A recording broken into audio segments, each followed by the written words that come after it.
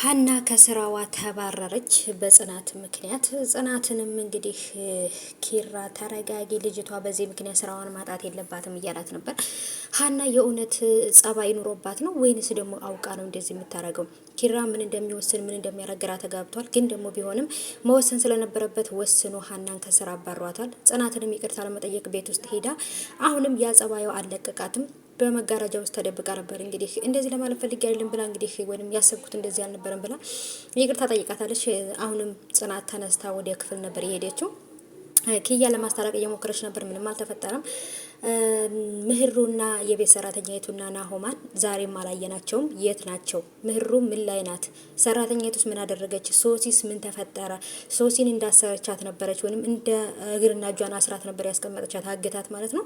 ምን ተፈጠረ ለማለት ብዙዎቻችን ጓጉቶን እየጠበቅን ነው። ምህሩ የት አለች? ሁሉንም ጥያቄ እየጠየቃችሁ ነበር ማለት ነው። እኔም ጥያቄ ይሄ ነው። ሰላም ውድ የተከበራችሁ የቻናሌ ተከታታዮች እንዴት ናችሁ? ከኔ ጋር ሁሉ ሰላም ነው። ሰላማችሁ ይብዛልኝ ባላችሁበት ውድ ቤተሰቦቼ። ለቻናሌ አዲስ ከሆናችሁ ሰብስክራይብ አድርጋችሁ ቤተሰቡ ነው። ነባሮች እንኳን በሰላም መጣችሁ ብያለሁ። ተወዳጁ የጽናት ድራማ በተለመደው ሰዓት ተለቀቀ። አዲስ አስደንጋጭ ነገር ተፈጥሯል። ያም አስደንጋጭ ነገር እንግዲህ በጽናትና በሀና መሀል ላይ የተፈጠረው ነው። ሀና ማለት የነ ኪራ ቢሮ ውስጥ በጸሐፊነት የምትሰራው ልጅ ናት።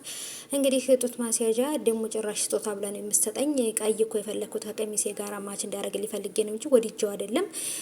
ደግሞ አንተ ስጦታ ነው ብለህ ትለኛለህ ምናምን። ጭራሽ ለዛውም የኪራ ስልክ ላይ ደውላ ነው ይሄን ነገር ያለችው። የኪራን ስልክ መሆንና ለመሆኑን የደወለችበት ልብስ የሚሸጠው ሰው ስልክ ነው ወይንስ ደግሞ የኪራ ነው?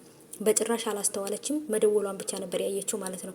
ግን የደወለችው የኪራ ስልክ ጋር ነው። መጨረሻው ነገሩ እንዳይስተካከል አድርጋ አበላሽተዋለች። ጽናትም ደግሞ በጣም ስሜታዊ ሆና ባሏችት እያረገባት ወይንም ደግሞ በላይዋ ላይ ሴት ጋር እየሄደባት እንደሆነ ያሰበችው እንግዲህ እየሮጠች ወደ ቢሮ ሂዳ የተፈጠረው ነገር አይታችኋል። እጅግ በጣም አስደንጋጭና ከባድ ነገር ተፈጥሯል። ጭራሽ ደግሞ አሁንም የት ነበረች መሰላችሁ? ሀና የኪራ ቢሮ ውስጥ መጋረጃ ውስጥ ተደብቃ ነበር ያለችው ማለት ነው። በቃ እንደውም እውነቱን የሚያረጋግጥላትና ፍንትው አድርጎ የሚያሳያትን ነገር ነበር የተፈጠረው። ኪራ እውነት እየተፈጠረ ያለውን ነገር ይሄ ነው፣ ምንድን ነው እየተፈጠረ ያለው? አረ ምንድን ነው ብሎ በጣም በራሱ በጣም ደንግጦ ምን እንደሚያደርግ ሚስቱን ነው የሚያረጋጋት፣ ሀናን ነው የሚቆጣው፣ ማንን ነው የሚናገረው የሚለው ግራ ተጋብቶ ነበረ። ጽናትንም እንግዲህ እኛም ተንከባከባት እንጣጥ አትበል እያላችሁት ነበር በኮሜንት ራሱ ማለት ነው። እና እንጣጥ አትበል ተንከባከባት፣ ማንኛውም ወንድ ስራውን ይሰራል፣ ግን ደግሞ ሚስቱንም ቢሆን መንከባከብ አለበት እያላችሁ ነው። ጽናትም ደግሞ እውነት በቃ ከመሸ ክላስ ትገባለች፣ እሱም ከመሸ ነው የሚመጣው። በቃ ስራ ነው የሚለው ሁልጊዜና በጣም ተደብራለች። በመሀል ደግሞ እንግዲህ ይሄ የሀና ነገር ሲጨምር ደግሞ በጣም ነርቨስ ሆነች። በቃ ምንም ነገር መቆጣጠር አልቻለችም። ማንም ሰው ሊይዛት አልቻለም ማለት ነው። እንግዲህ ሀና ጋር የተፈጠረው ነገር አይታችኋል። ሰኒም እህቷ ራኬም መታለች። ጆከርም ከዚህ ነገር በነገራችን ላይ ማን ሰኒን እንዳዳናት አላውቅም። ልጁ ራሱ ስትነቃበት ትቷት ሂዶ ነው ወይንስ ምንድን ነው አላውቅም። የእውነት የታገተች መስሎኝ ሰኒ በጣም ነበር የደነገጥኩት። ግን ደግሞ አልታገተችም። በጣም ደስ ብሎኛል። እና ውዶቼ ጽናትንም ተረጋጊ ራስሽን እንዳትጎጂ ለምን ትበሳጫለሽ ምናምን እያላችሁ ነው። ሀና ከቢሮ መውጣት አለባት ብላችሁ በኮሜንት እያስቀመጣችሁ ነበር።